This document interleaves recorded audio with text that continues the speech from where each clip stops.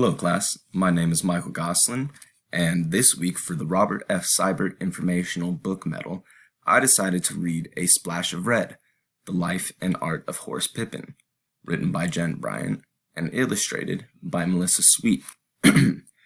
And for the Robert F. Sibert Informational Book Medal criteria, it is listed as, quote, excellent, engaging, and distinctive visual presentation, as well as, quote, clear, accurate, and stimulating presentation of facts, concepts, and ideas, which I believe were some of the larger criteria that this was chosen for, because of, well, its amazing use of illustrations and everything to tell a biography.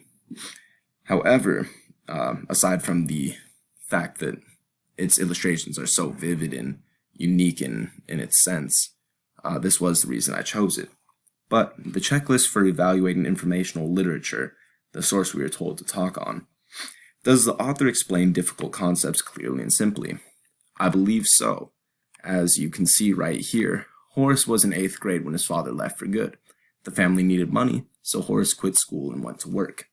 This is a very simplification of what happens when a father leaves.